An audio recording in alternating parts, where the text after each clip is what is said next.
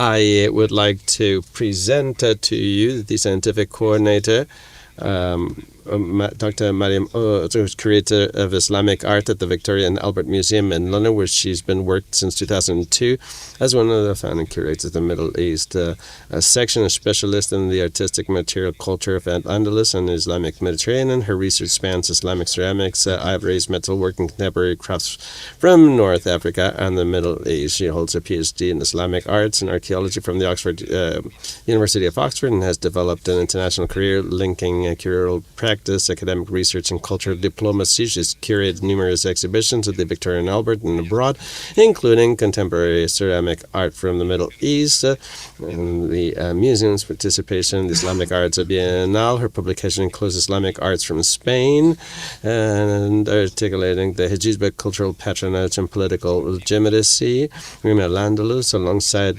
volumes such as visiting Al-Andalus and the Al-Andalus and their neighbors. She's coordinated a major research project, including crafting medieval Spain, regularly collaborating with institutions like the SIG, the British Academy, then the Baraka Trust, consolidating her position as one of the foremost scholars on Islamic and Iberian medieval art. Mariam, the floor is yours. Tiene la palabra, Mariam. Thank you, Jaume, very much. Please, for the invitation to be the scientific director for this meeting. It's a pleasure to be here back in Valencia. My apologies that I'll be speaking in English. I also want to thank Asun, everybody here in the museum for the coordination, and I'm very much looking forward to the day. And thank you to my colleagues for agreeing to come and talk with me about this subject today. So I'll be focusing on the Victoria and Albert Museum in London, known as the V&A, which is the UK's National Museum of Decorative Arts and Design, founded in the middle of the 19th century after the Great Exhibition, which took place in nearby Hyde Park in 1851. And I do want to mention that the talk I'm giving is based on an article which I've written in this book, Collecting Spain, and Jaume also has an article in that book about collecting Spanish ceramics in the Spanish context. Everything okay? My head is... Excuse me. So outside of Spain, the V&A has one of the largest collections of ceramics from medieval Iberia. And these form just one part of a much larger collection of global ceramics, which are designated the British National Collection of Ceramics. Understanding the scope of the collection is considerably helped by Anthony Ray's catalogue, which you can see on the right, though he did not include any material dating before the Castilian conquest of Seville in 1248. His catalogue lists 1,029 objects of Spanish pottery, including tiles. Excuse me. Of these, more than 300 are lustre vessels, of which the majority, 116 objects, were made in the Valencia region between 1350 and 1525. The next largest group, 94 objects, dates from later in the 16th century. This collection was mainly acquired in the first 50 years of the museum's life, that is, during the second half of the 19th century, with some significant acquisitions made in the early 20th century. So this talk will address how and why the V&A came to have such a large and significant collection of medieval Iberian ceramics. And there may be quite a few overlaps in the story that I'm telling about the V&A with the story that Tim Wilson will tell next about the collecting history of the British Museum. And I also want to acknowledge that I owe a great debt to his scholarship on the collecting history of Italian Maiolica. So I want to emphasize that my focus here is going to be lustreware, the type of tin-glazed pottery vessels that have been widely known by the term Hispano-Moresque, or frequently Hispano-Moresco in the museum's documentation. So this is not a term that we generally use today, preferring to be more historically specific in how we refer to particular production centres. But I will be using it throughout this talk because it's the term employed by the collectors and curators whom I will discuss. At this period, so the mid to late 19th century, a state of confusion prevailed over which object should be assigned to the Islamic industry of Malaga or the Christian industry of Manises, Valencia. Attempts to catalogue these objects in a chronological or logical way were often frustrated, and the two groups were frequently considered interchangeable. As everyone in this room knows well, we still confuse them today, and often only scientific analysis can determine the original place of production. The relationship of Hispano-Moresque to Italian Maiolica was also poorly understood. As art collector and historian Charles Edmund Drury Fortnum wrote in his 1873 catalogue of the South Kensington ceramics collections, quotes, "A few years since, this numerous and now well-defined class of wares was indiscriminately grouped with the lustered Maiolica of Italy." So one reason for this seems to be that the most of the early acquisitions of Spanish lustreware were made in Italy, which had been such a major market for these ceramic wares since the medieval period. Fortnum again, in the introduction to his catalogue, wrote, quotes, "It is a curious fact, proving their estimation in that country, that nearly all the specimens of Hispano-Moresque pottery which adorn our cabinets and enrich our museums have been procured in Italy, comparatively few pieces having been found in Spain." So as we will see, wealthy collectors like Jules Soulage and Ralph Bernal probably formed their collections on their travels, seemingly acquiring their high-quality examples of Spanish lustreware in Italy rather than Spain. As understanding of the relationship between Iberian lustreware and Italian Maiolica advanced, it was realized that Italian potters had developed the technique and even the early decorative vocabulary from Spanish lustreware. Spanish and Italian ceramics were seen, therefore, as historically linked and were frequently collected and catalogued together. As we will see, collectors like Henry Wallace explicitly sought out examples of both types in order to illustrate this relationship. So the institution that eventually became the V&A had actually been founded in 1837 when the British government created the School of Design in a time of concern over the poor performance of British design in comparison with its continental competitors. After the success of the Great Exhibition in 1851, Parliament granted funds for the School of Design to make acquisitions for a so-called Museum of Manufactures, soon renamed the Museum of Ornamental Art. In the reports which the museum's director, Henry Cole, wrote about these acquisitions, he stressed that the objects were selected without reference to styles, but entirely for the excellence of their art or workmanship. Each specimen has been selected for its merits in exemplifying some right principle of construction or of ornament, or of some features of workmanship to which it appeared desirable that the attention of our students and manufacturers should be directed.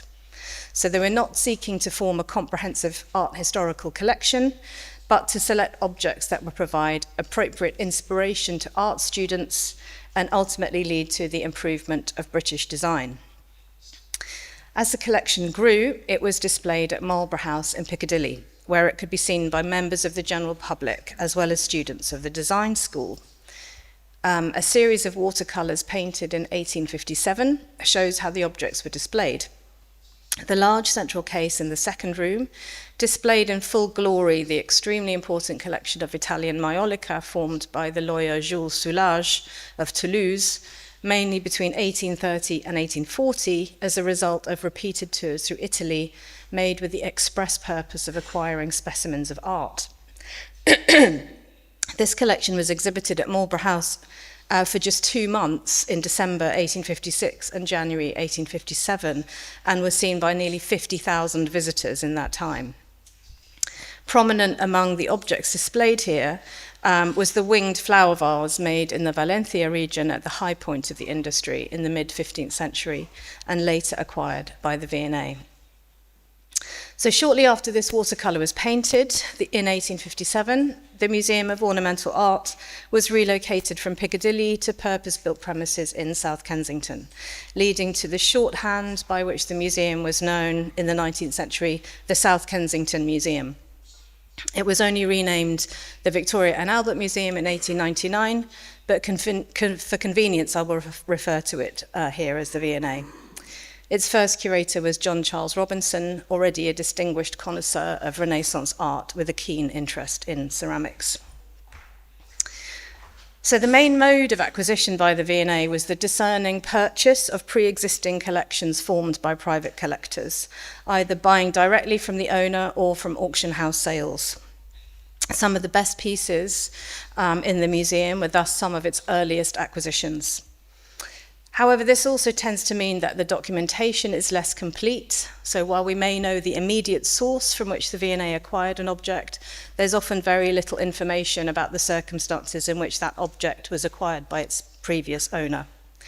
And before I go through the objects, I just want to point out that, I don't know if you can see my cursor, but the object numbers are given at the bottom of the screen. And the second part of the object number is the year of acquisition. So in this case, this dish was acquired in 1853. So if you find the object number, you can find the year that it was acquired. I've also included the purchase price.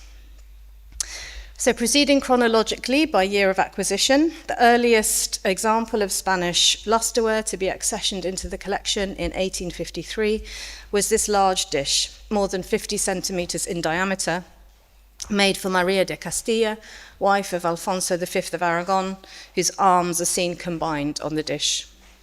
We know from surviving documents that Maria commissioned 2 lustre table services from Manises in 1454 and 1455, from which the V&A's basin is one of only 2 pieces to survive.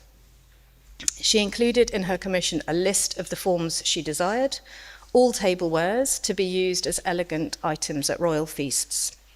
In terms of the provenance of this dish, we know only that it was bought at the Phillips auction house from the sale of William Shaffers, an antiquarian and antiques dealer who became a leading authority on potter's marks and was involved in the organisation of several exhibitions, including those held at Manchester in 1857 and South Kensington in 1862. But the records that I've been able to consult so far tell us no more about how William Shaffers originally came by such a rare and splendid dish, or even whether he is known to have travelled in Spain. Also acquired in 1853 were a number of ceramics collected by James Bandinel, including 2 17th century examples of Spanish lustre vessels and various tiles. Little is known about Bandinel's art collection or how he came by it, but interesting, the museum also acquired from this sale the 2 earliest pieces of Alhambra plaster work in its collections, which are both probably plaster casts. Bandinel was a civil servant in the British Foreign Office and became deeply involved in the abolition of the slave trade. He's likely to have travelled in this role, and perhaps his travels took him to Spain, although we do not know. A collector whom we know more about was Ralph Bernal. Born into a Sephardi Jewish family of Spanish descent, he was baptized as a Christian at the age of 22. He subsequently became a prominent Whig politician. In 1811, Bernal inherited 3 sugar plantations in Jamaica, where over 500 people were eventually enslaved. Almost immediately, he began collecting works of art and antiquities. After the emancipation of enslaved people in the British Caribbean in the 1830s, Bernal was awarded compensation of more than £11,000, equivalent to over £1.5 million today. This was for the loss of 564 people enslaved on Bernal's estates, who were classed by the British government as his property. And receiving the money appears to have led to an escalation of Bernal's collecting. He was regarded as the only English rival to the celebrated private collections in France. After his death in 1854, his collection was sold. There were 4,294 lots, and the sale, which was held at his house, took 32 days. Fortnum described it as a great event. No such extensive and choice collection had ever been dispersed in England. Amateurs and dealers, antiquarians and dilettanti flocked from all parts of England and the continent, the collection being so rich in all the various categories of art objects. Competition was fierce and drove up the prices. The total sum reached a staggering £71,000, more than 5.5 million in today's terms. The V&A acquired 730 lots and was the biggest single buyer. This sale was also significant in terms of the comparative institutional histories of the British Museum and the V&A, as it was this sale that solidified the two museums' different philosophies of collecting, as they largely remain to this day. The British government allocated high sums so that each museum could make acquisitions. To avoid competition in the sale room, both museums appointed the dealer John Webb to bid on their behalves. They also distinguished the kinds of objects that would be appropriate to each museum. The pieces acquired for the V&A represented a range of different kinds of ornament from various periods and workshops, which was suitable for art instruction, while the British Museum prioritised the purchase of documentary works suitable to a universal history museum. So among the lots acquired by the V&A were 5 excellent examples of 15th century Hispano-Moresque plateaux, platters or dishes, all bearing heraldic devices, and most of them identifiable. The dish accessioned on the left, for example, features the combined arms of Isabella of Castile and Ferdinand as King of Sicily, suggesting that it was made between the year 1469, when they were married, and 1479, when Ferdinand came to Aragon. So the Bernal collection formed the core of the so-called government contribution to the Manchester Art Treasures exhibition of 1857, combining both the British Museum and V&A collections in 7 showcases, occupying most of the north side of the central hall in the display of ornamental art. Case R was principally devoted to the illustration of Italian Maiolica ware, while Case S was very varied and beautiful. On the upper portion of the case are to be seen fine examples of Hispano-Moorish ware, surmounted by a splendid series of Italian vases and large jugs of the 16th and 17th centuries.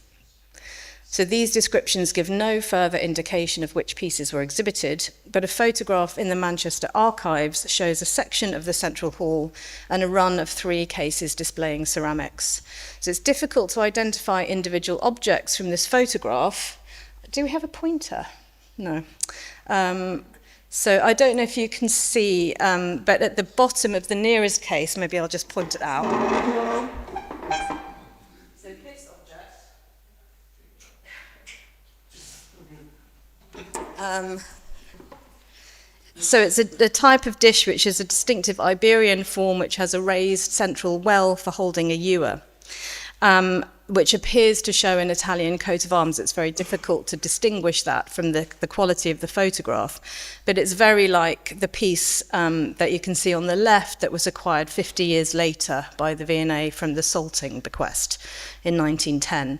So it seems likely that this could have been owned by another collector at the time of the Manchester exhibition, and which George Salting bought it from and then later gave to the V&A. Another photograph of the Manchester Art Treasures exhibition shows Case O, the case dedicated to Maiolica in the Soulage collection. And here we can link the photograph to a description in the catalogue, which singles out number 95, a beautiful example of Moorish or Hispano-Moorish ware. It's the same 15th century flower vase with winged handles, which we saw earlier, which is visible in profile here. On the far left of the middle row of the case. So this object was the only piece of Hispano-Moresque lustreware to be illustrated in the catalogue of the Manchester exhibition. The Soulage collection was gradually bought by the V&A between 1859 and 1865 as the funds became available. The flower vase was bought in 1863 for the high price of £80, reflecting its rarity and significance. Being such a complicated form to produce, few of these flower vases have survived and maybe did not survive the manufacturing process. Their identification as flower vases stems from the order sent by Maria de Castilla to the factory in 1454, commissioning vessels for holding flowers with 2 gilded handles. In his 1879 handbook, Industrial Arts from Spain, Juan Facundo Riaño described this as one of the best pieces in the V&A's collection, along with the Nasrid bowl decorated with a sailing ship, which was acquired from the next most important group of luster acquisitions. So these were bought from the Piot sale in Paris in 1864. Eugène Piot had travelled to Spain with the writer and art critic Théophile Gautier in 1840, looking for objects to buy, especially Hispano-Arab luster.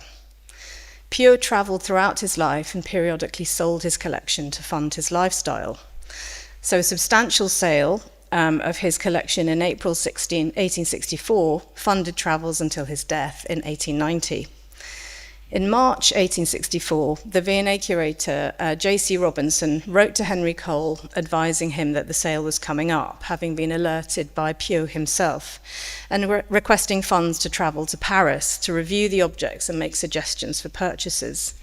He wrote, "Mr. Piot's great reputation as a connoisseur and the known excellence of his gatherings render it certain that in almost every section there will be objects especially worthy of a national collection." Robinson and other collectors were most interested in Piot's Italian Renaissance sculpture, which fetched extremely high prices at the sale, setting new art market records. But 5 pieces of Spanish lusterware were also bought at this time.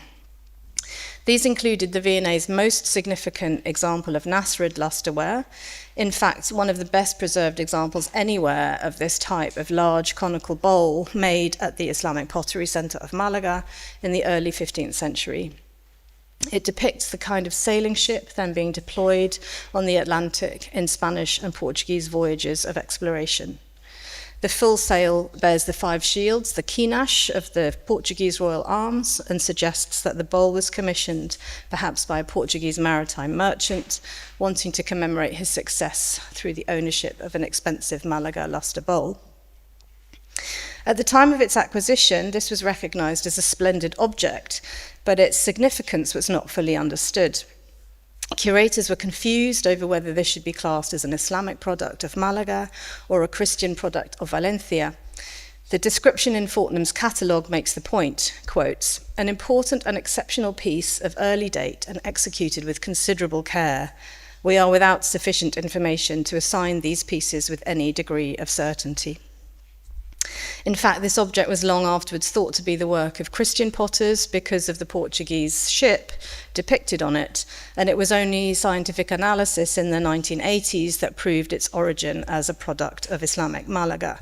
And what I particularly love about this object, I don't know how well you can see in the images on the screen, but on the back of the dish, you can see the fingerprints of the potter. The luster has smudged as they've tried to lift it to put it into the kiln, and then the fingerprints have been kind of left forever in the glaze.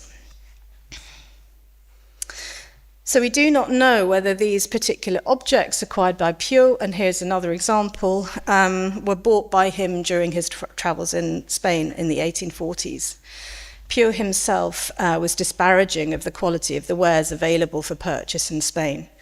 The letter he wrote to Robinson, advising him of his upcoming sale, says, "They tell me that you have found good things in Spain. It is a great miracle, since outside of the public collections, the country has been drained, if ever there was anything to find." As Elodie Bayot notes, by this date, Piot was much more interested in Italian art, especially sculpture, than in Spanish art. And this view that there was nothing of quality to find within Spain probably reflects his own taste and bias. As Piot's letter mentions, Robinson himself travelled to Spain and Portugal on 3 occasions, each for several months, in 1863, 1865, and 1866.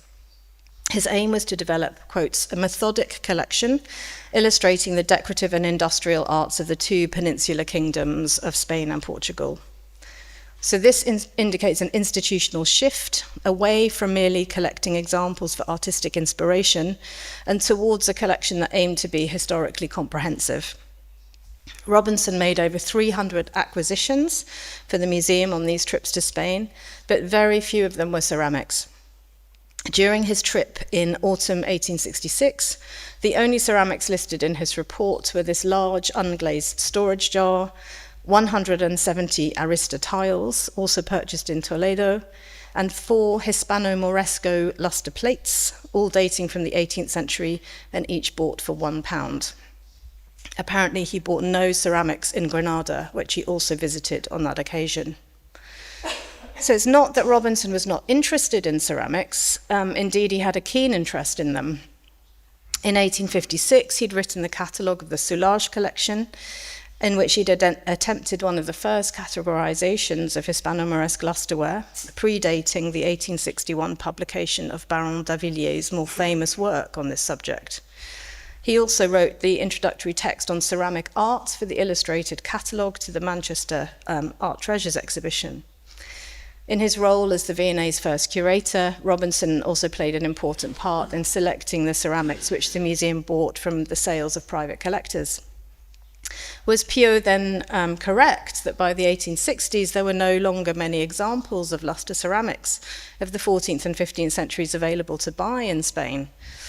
The desamortización process, which began in 1836, led to the wide dispersal of rich ecclesiastical collections into the hands of private individuals both within and outside of Spain, as well as the formation of new public institutions. Had all the good quality ceramics already found new homes? Robinson lamented the absence in Spain of an art market infrastructure and came to rely on individuals like Federico de Madrazo for the purchases he made. But as Jaume Coy has noted, most likely Robinson did not have sufficient access to private collections that held this kind of material. A collection that undoubtedly was formed in Spain was that of Juan Facundo Riaño, the Spanish art historian who became the V&A's art referee in 1870, and through whom many examples of Spanish decorative arts came to the museum's attention. Riaño was especially interested in ceramics, in particular lusterware. He published a document written in 1785 which described the process of how luster was then made in contemporary Manises, and which greatly influenced the revival of the industry in 19th century Valencia. During his career, he collected about 200 ceramics, in particular 16th century lusterware and 17th and 18th century pottery made at Talavera de la Reina near Toledo. He offered his collection to the V&A in the 1870s, and it was taken on loan for several years. In 1893, a large group of lusterware was accessioned, including some of the earliest 19th century revival pieces. However, the significance of his Talavera collection was not recognized by the museum, and it was rejected. In 1880, Henry Wallace, a painter who had developed an academic interest in ceramics, especially Islamic and Italian, wrote to the museum begging to offer for exhibition at the SK Museum my collection of Hispano-Moresco, Italian maiolica, Persian ware, and Greek vase. The curator, sent to inspect the collection, was under instruction only to accept it if it was deemed, quotes, very good. His response was, I saw Mr. Wallace's collection this morning. He has some very good specimens, especially lustered Hispano-Moresque ware. Of these and some maiolica, I have selected enough to fill a case. So this initiated a long relationship between Wallace and the museum, and in 1907, the museum bought over 50 pieces of Hispano-Moresque pottery from him. It was not all luster. Wallace's interests included the origins of Italian maiolica and the influence on it of Spanish tin-glazed wares. An example such as the blue and white drug jar on the left were collected by him to illustrate the relationship with, for example, the early 15th century Florentine oak leaf jar, which the museum had bought from him a few years before, which you can see on the right. In 1906, A.B. Skinner, recently appointed as the museum's director, wrote that he had heard from an outside source that a French dealer had written to Mr. Wallace to inquire if he would part with his collection, as he, the dealer, was buying up all the Hispano-Moresque ware procurable for Mr. Hillingdon, a Chicago collector. This dealer has been scouring London for this kind of pottery. So as Timothy Wilson notes, it's very likely that the Hillingdon mentioned here was a deliberately garbled rendering of Archer Huntington, who is actively acquiring at this time for what would become the Hispanic Society of America in New York. The V&A was keen not to lose Wallace's collection, and he agreed to sell it for the less than market value of £3,000.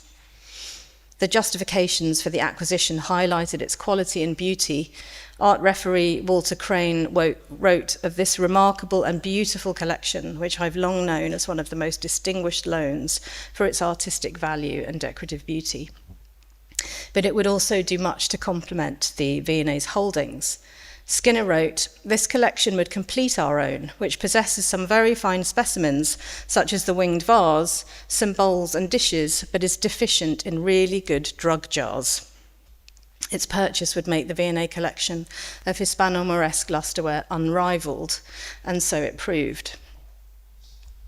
So the loan and later the purchase of Wallace's pieces meant that the V&A collection of Spanish lustreware was extensive and nearly comprehensive by 1880, just 30 years after the museum was founded.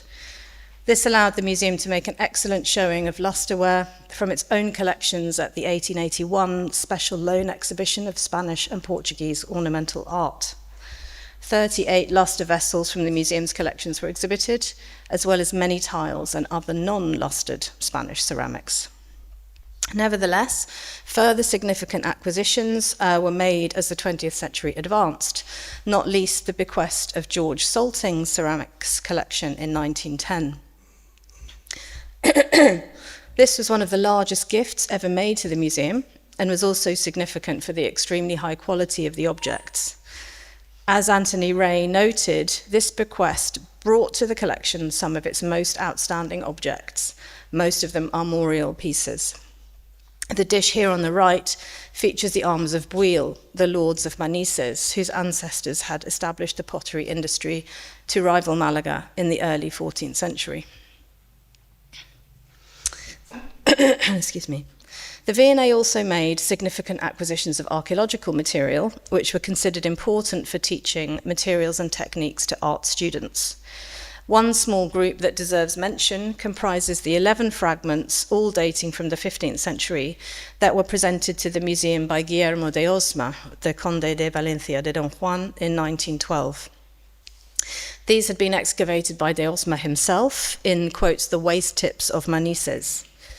In his memo supporting the acquisition of these fragments, the museum's curator Albert van der Put, himself already a published authority on Hispano-Moresque ware, described de Osma as the principal connoisseur of Hispano-Moresque pottery and stressed the importance of acquiring archaeological finds to help unravel the history of production of this type of ware.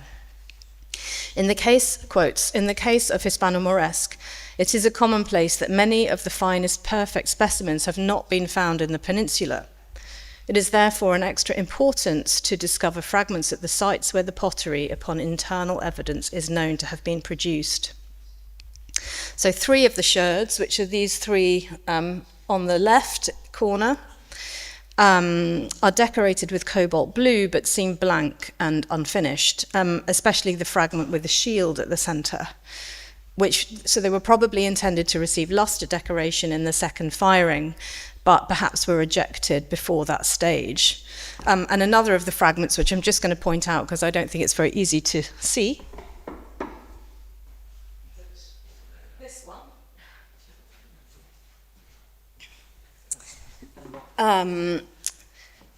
Is decorated in manganese, which van der Put claimed as somewhat of a rarity.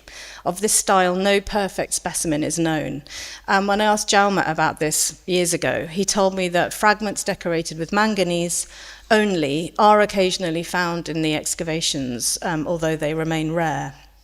They may show the use of a cheaper pigment in trial pieces made by apprentices, or a simple mistake due to the fact that raw cobalt and raw manganese look alike. And maybe he'll have more to say on that subject later in the discussion.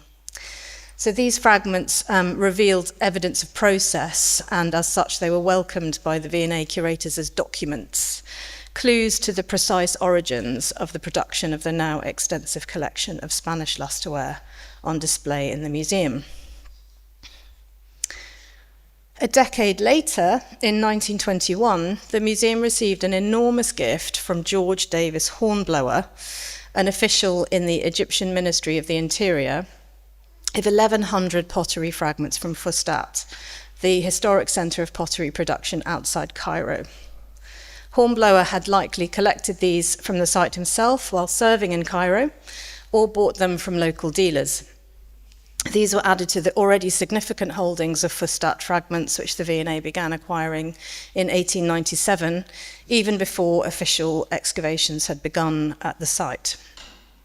The V&A's Fustat fragments, especially from the Hornblower donation, include significant examples of luster ceramics made in Islamic and Christian Spain and exported via Mediterranean trade routes to Egypt in the medieval period. And among these are rare examples of Almohad luster. You can see two examples at the top right, dating from the second half of the 12th century, showing that even in the early days of luster production in Al-Andalus, its products were considered good or unusual enough to be exported. A fragment of the foot ring of a bowl, which you can see at bottom right, has the Arabic word Malika written inside it in luster, indicating the port city of Malaga as its place of production, as well as likely point of export.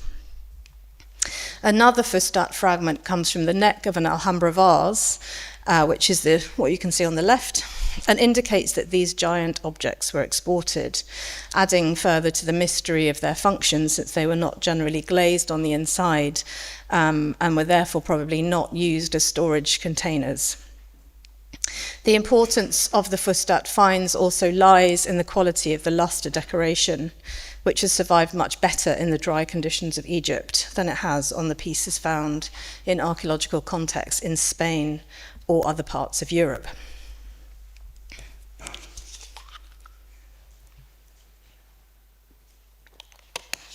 In 1870, just coming to the end, the V&A opened a new gallery dedicated to ceramics.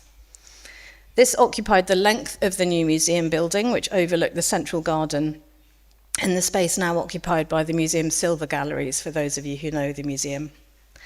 Windows running along one side were filled with etched monochrome pictures illustrating in chronological order the history of ceramic art, from China and ancient Egypt to Wedgwood in 18th century England.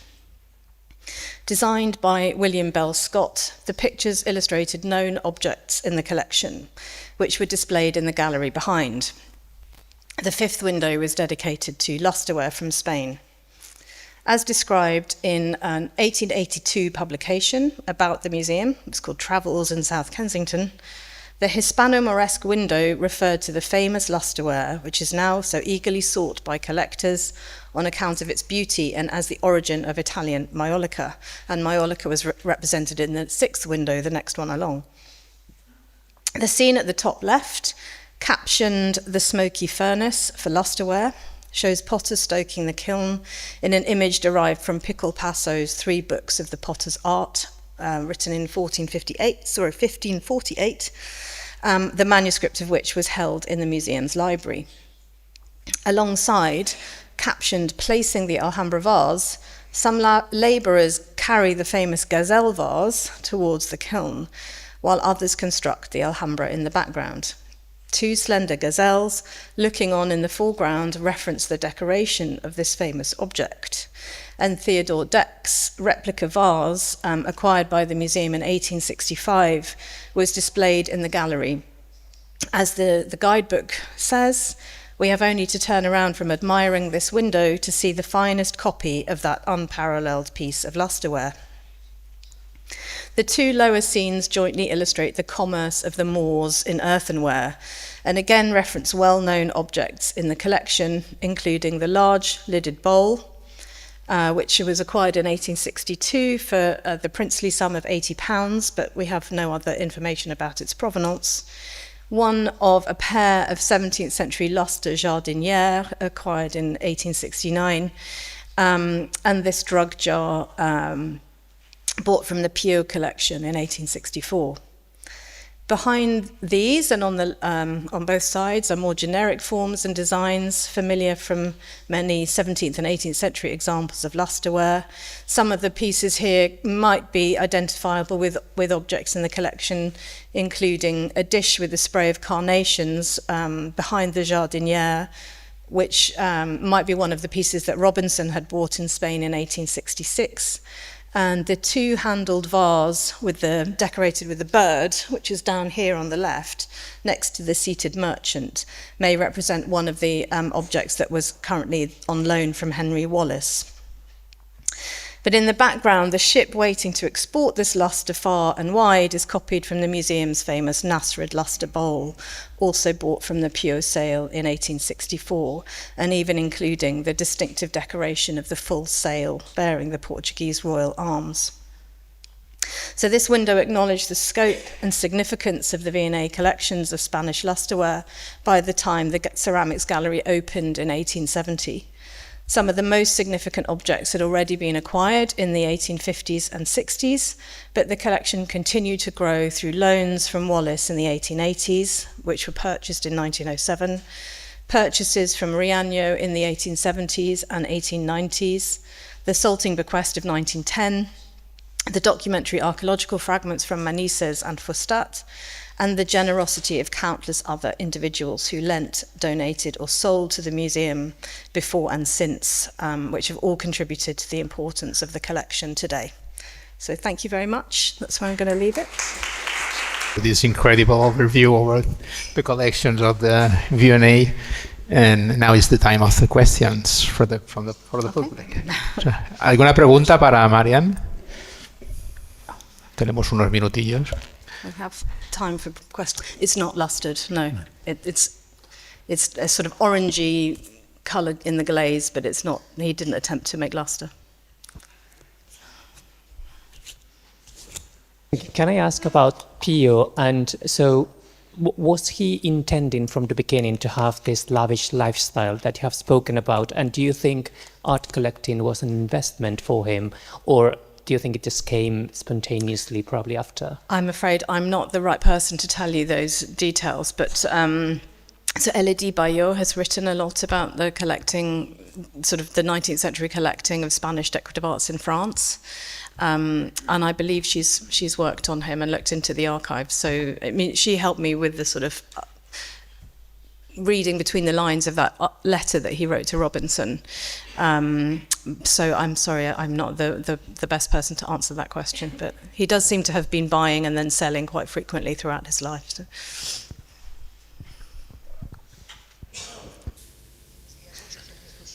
Good morning, and thank you for your wonderful presentation. I have a question for you. I'm especially interested in Maria de Castile's dish, the kings of the Aragon kingdom. Do you have examples in the museum?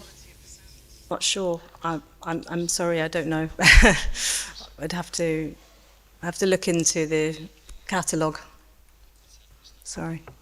Thank you very much. I have a question, too. I thought it was curious. Our speaker speaks Spanish, she understands. So it's curious what you said.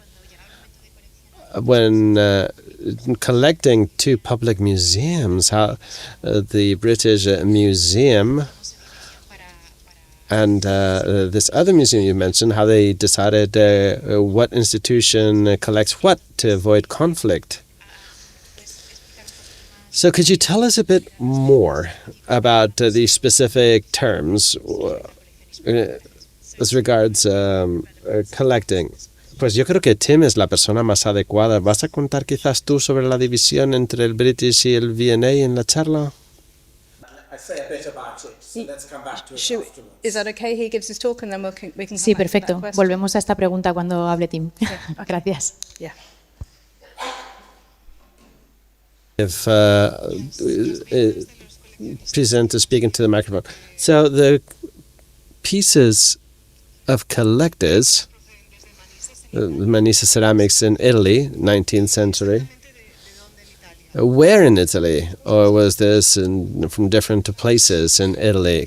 I'm saying this because of the connection between the kingdoms of Valencia and Naples. Is that the connection, or did trade just scatter this around? Know whether we know that, because we know that these people travel to Italy, but we don't necessarily have the documentation about which city they bought things in. I think, as Jaume just said, there is a big market in Florence. Obviously, there were many objects that went there in the medieval period, in the 15th century, and I guess remained in collections in Florence, but I don't know if you want to say any more.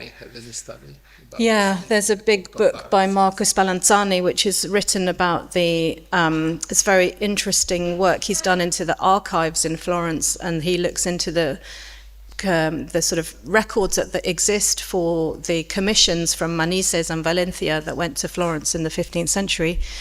I'm not sure otherwise. I just don't think we have the information about. So we know somebody bought it in Italy, but we don't necessarily know which city he went to, but Tim might know. I mean, just to add that Florence was already, by the 1850s and certainly by the 1860s, the great centre of the antiquarian trade. Yeah. And so that reinforces the fact that so many of these are from services with Florentine arms. Okay. So my guess is that Florence is overwhelmingly the source from which the English and French collectors acquired. Thank you. Thank you. That's very useful. Shall we move on?